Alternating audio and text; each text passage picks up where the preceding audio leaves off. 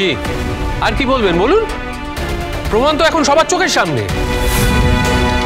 আমি জানি অপলা ম্যাডাম, আপনি আমাকে নিজের পথের কাঁটা ভাবেন। আমি জেলে গেলে আপনিই সবচেয়ে বেশি খুশি হতেন, এটা আমি জানি।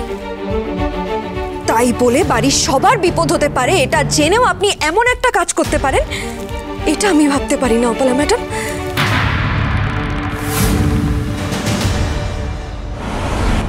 আঙ্কেল বলছি প্লিজ আপনি বলুন না যে আমি এই বিষয়ে কিছু জানি না। আপনি কেন চুপ করে আছেন? আপনি বলুন না, যেটা আমার কাজ নয়, আমি কিছু জানি না। আপনি বলছেন না কেন ওদের কিছু? আশ্চর্য, এই ঝুড়িটা যে তোমার না আমি বলবো কি করে? প্রমাণ তো চোখের সামনে। এখন আমাকে এসব কথা বলার মানে কি? এই তুমি নিজে একটা এরকম কাজ করে বিপদে পড়েছো, এখন আমার ভাইকে টানছো কেন? ঠাম্মি, ও ঠাম্মি, ঠাম্মি আপনি কিছু বলুন না। আমি তো সব ভুলে গেছি, আমি আবার কি বলবো গো? ঠাম্মি আমি জানি আপনার স্মৃতি চলে গেছে, কিন্তু আমি যখন আপনার ঘরে গেলাম আঙ্কেলের সাথে কথা বলতে, আপনি তো ওখানে ছিলেন। বলুন, আপনি তো শুনেছেন যে আমি আঙ্কেলকে কি বলছি। আচ্ছা বলুন না, আমি কি ঝুড়ি নিয়ে কোনো কথা বলেছি? কিচ্ছু বলেছি আমি? বলিনি তো। ওরা না শুধু আমাকে ভুল ভাবছে। আপনি একটু ওদেরকে বলে দিন না যে এরকম কোনো কথা বলিনি আমি। প্লিজ একটু বলুন না ঠাম্মি। মা, এসব কি বলছো তুমি? আমার সামনেই বা তুমি কখন এলে আর কাকেই বা কি বললে? তুমি তো সাংঘাতিক মেয়ে, এইরকম করে কাউকে বিপদে ফেলে নাকি? তুমি তো দিনকে রাত্রি করে ফেলতে পারো।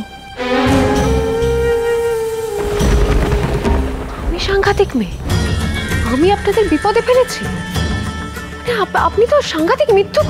আয় আয় অপলা, বলে কি হচ্ছে নাকি? নিজে দোষ করে যাকে তাকে কেন জড়াচ্ছ?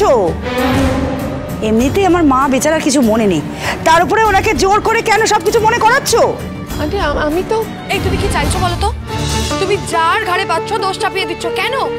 তার মানে তুমি বলতে চাইছো যে তুমি ওই আলতা সিঁদুর আনোনি, তাই তো? তুমি চাওনি যে জিনিস শরীরে বিষ ঢুকুক। হ্যাঁ আমি চেয়েছি, কিন্তু আমি এই তো ও নিজে মুখে স্বীকার করেছে। আপনি বাঁচলে পাবেন না।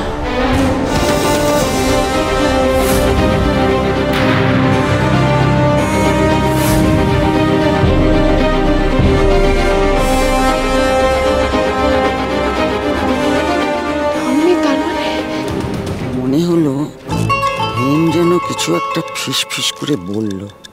তা কি এমন বলল যে অপলা এভাবে সরে গেল?